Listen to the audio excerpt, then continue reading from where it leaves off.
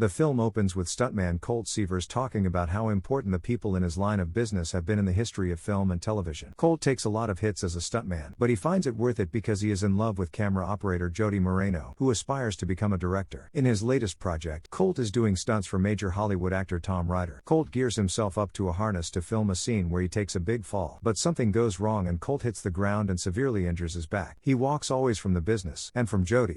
18 months later, Colt works as a valet driver and has not spoken to Jody since the incident. He is spotted by a former co-worker who refers to him as the fall guy after what happened, so Colt brings his car back aggressively and by doing donuts in front of him. Later, Colt is contacted by Gail Meyer, a producer that frequently works with Ryder. She offers Colt a chance to be Ryder's stunt double on a new sci-fi epic, Metal Storm, but Colt refuses until Gail informs him that Jody is directing the film. Colt arrives on set and reunites with his friend, stunt coordinator Dan Tucker, who informs Colt that his first major stunt back is a cannon roll, which dismays Colt because he fears he will screw that up in front of Jody. The crew goes ahead with the cannon roll stunt, with Colt's car tumbling across a beach before he sticks his thumb out to let the crew know he is fine, a stuntman habit, as he claims. When Jody sees Colt as the stuntman, she is none too pleased to see him after such a long time away, which contradicts Gail's previous claim to Colt that Jody specifically asked for him. For his next stunt, he is set on fire and blown against a wall. Colt and Jody then try to dissect the scene while unsightly discussing their relationship in front of the crew, with most people appearing to be on Jody's side. Gail visits Colt in his trailer to let him know that Ryder has gone missing after he has gotten into bed with some shady people, and she is tasking Colt with finding him to save Jody's film production within the next 48 hours. Colt then goes to his car and reminisces about his time with Jody while listening to Taylor Swift and crying before Jody shows up, and he has to play it cool. She gets in the car with him and talks about how important the film is for her, and he promises not to derail the production for her. Colt goes to Ryder's apartment to try and find him but gets attacked by Iggy Starr, Ryder's girlfriend and the main actress of Metal Storm. After a bit of crashing around the place, Colt finds that Iggy is using a prop sword and he then tries to explain that he is looking for Ryder for the film's sake. Iggy tells him to go to a nightclub that Ryder goes to and to look for his drug dealer.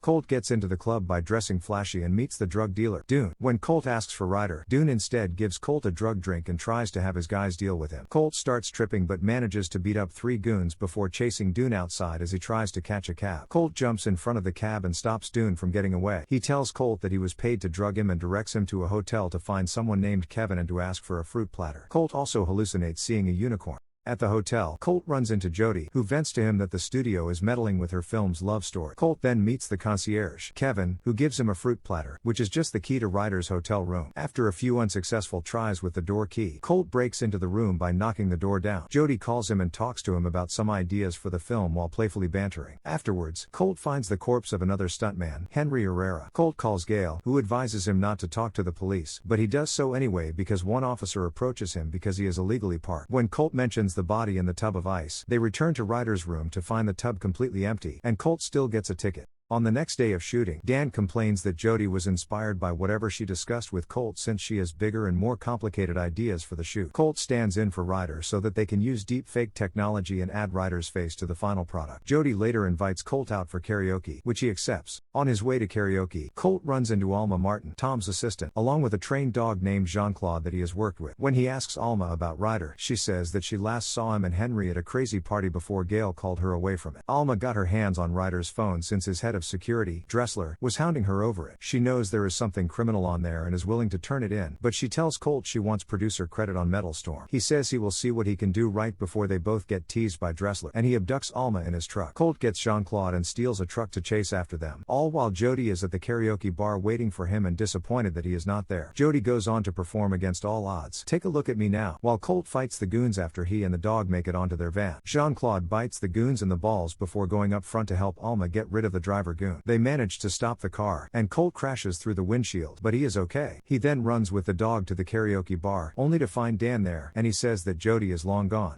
Colt and Dan give Ryder's phone to fellow crew member Venti to hack into, but she needs his password. The guys go to Ryder's apartment and go through his wide array of post-it note reminders until they manage to find the password written in plain sight. After Venti unlocks the phone, Colt and Dan find a video of Ryder, Iggy, and some of his buddies with Henry, who makes a crack about Ryder not doing his own stunts. Ryder is seen trying to do a stunt, only to accidentally knock Henry over and kill him. Moments later, Venti calls Dan to inform the guys that the news is reporting on Henry's death and naming Colt as the prime suspect. Soon, Dressler Dressler and his goons show up and open fire on Colt and Dan, who quickly take action. Dressler ends up shooting and destroying Ryder's phone out of Colt's hands. They fight off some goons as Colt makes it outside and jumps onto Ryder's boat, crashing through the roof. He then finds himself face to face with Ryder before getting knocked out cold. Colt wakes up to find himself tied up, with Ryder demanding his phone back. He admits to killing Henry and setting up Colt to be the fall guy for the crime, as well as informing him that the entire cover-up was Gail's idea after he went crying to her. Ryder also admits that he set up Colt's accident because he felt Colt was stealing his thunder. After Colt admits that Dressler destroyed the phone, Ryder has his goons douse Colt with kerosene to light him on fire, but he gets some in his mouth and spits it at Dressler when he tries to light him up. Colt hops on a boat and tries to get away while steering backwards. He tries to contact Jody, but Gail intentionally gets her phone wet before Jody can answer his call. Colt eventually manages to reach Jody and tries to explain himself, but the villains chase after him and cause his boat to crash and explode, though he manages to jump to safety. Colt is presumed dead, and it is billed a suicide, while the villains use the deep fake tech to use Colt's face on Ryder's body in the video showing Ryder killing Henry. Colt reaches Dan and gets help sneaking back onto set in disguise as an alien from the movie. Jody beats him up due to the confusion until he reveals himself. Before Colt can explain himself, Jody embraces him with a kiss, but the moment is ruined with Gail outside. Jody hides Colt and hears Gail talk about Colt's supposed death, as well as trying to do Jody's big car jump stunt for the film in VFX and focusing on Ryder's epic final monologue. After Gail leaves, Colt and Jody organize a plan to get Ryder to confess to the murder by getting him to make him do the car jump himself, since he will be wearing a mic, and he usually forgets he is being recorded, so he is always seen or heard saying whatever he wants unfiltered.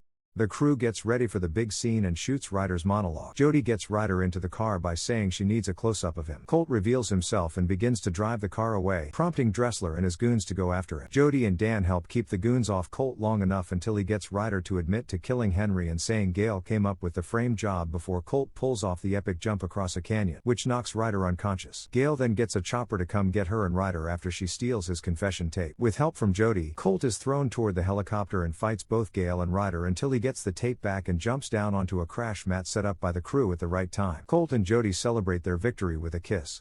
Metal Storm eventually hits theaters with Jason Momoa replacing Ryder as the lead actor. The film becomes a major hit, and Alma gets her producer credit. Colt says that while the heroes in the film got their happy ending, he and Jody got theirs as well. Subscribe Popcorn Talk for more fun and entertainment like ABD's Share,